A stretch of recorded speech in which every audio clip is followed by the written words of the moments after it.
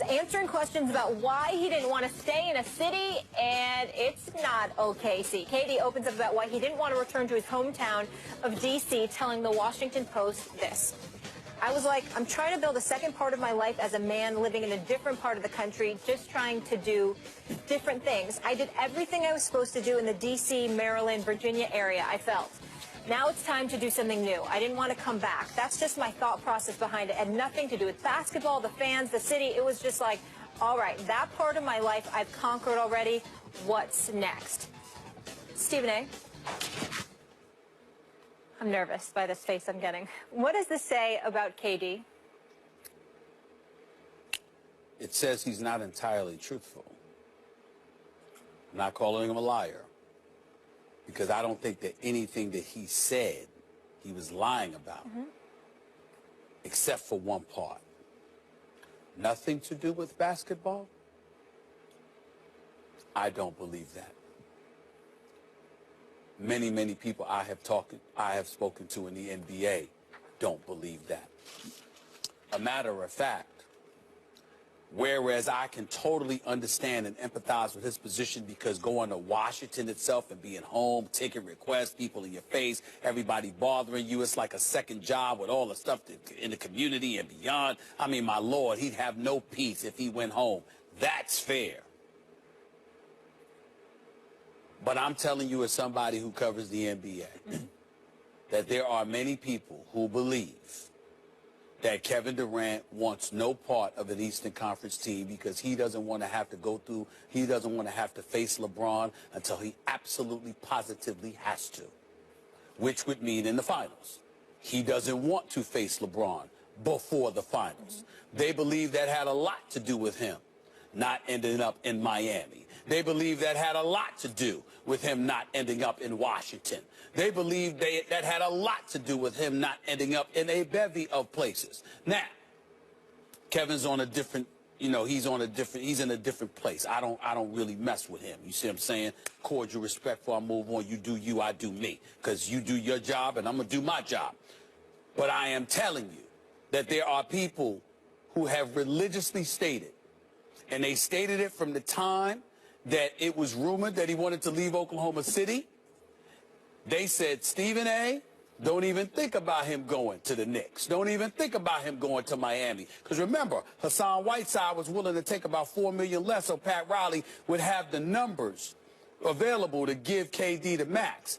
Thereafter, what Dwayne Wade would have done is, even if they had to go over the luxury tax to keep the championship squad intact, with D-Wade, with a KD, with an Hassan Whiteside, with the rest of the crew, with the Goran Dragic of the world and others that they had in place, you bring D-Wade back. But in the end, they said it ain't happening, Stephen A., because LeBron's in the Eastern Conference. And KD don't want to deal with that until he absolutely positively has to. That is what they said. So him saying that it had nothing to do with basketball, all I'm going to say is this. I'm not going to call a man a liar. I'm going to tell you that very few people believe that. It had nothing to do with basketball. We're going to have Triple G on later. You think middleweights are rushing to get in the ring with him? Same thing with LeBron James in the NBA. LeBron James is a balance of power player. Wherever he is, they're going to the finals. Kevin Durant's not quite that. No one's really quite that except LeBron. And Kevin Durant's on a damn good team for a number of years. They went to one finals. One. With Westbrook. And before Harden and Ibaka all coming up and already quite good. So it's not the same thing, and I get that when you say, I don't believe it's not something to do with basketball, although I wonder if the Golden State Warriors were instead playing in Washington, might he have joined that team because he would have felt like that's the best basketball team I can join.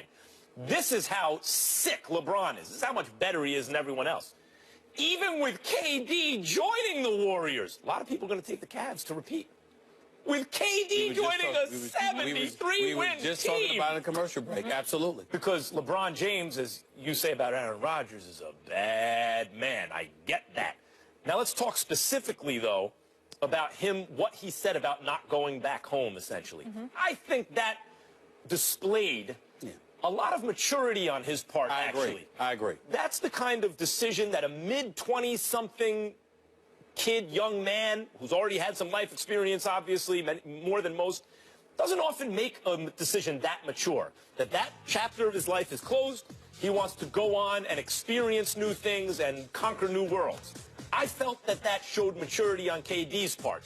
Now, as for the kind of vitriol directed in KD's direction, not at LeBron James's direction. LeBron James, is, as you mentioned to me earlier today, he went home again, didn't he? KD chose not to go home, but there's a difference. LeBron, the first time he got to make a choice, forced his way out of town.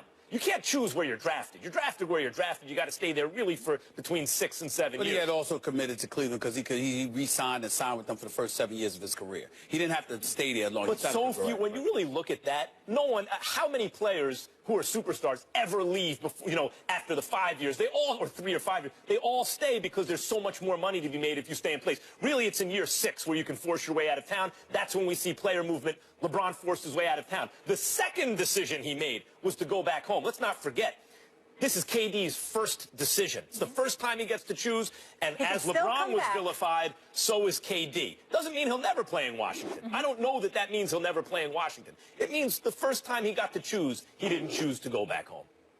Let me tell you something. First of all, let's be clear about something. KD's a bad boy. Averaging against LeBron, he's averaged 29. On 49% shooting, if I remember correctly. LeBron has also averaged 29 on 52% shooting. But LeBron's record against him is 18-5 in those 23 games that they've played against each other. That's pretty dominant. And it was better than that before the Golden State Warriors smoked Cleveland on January 16th.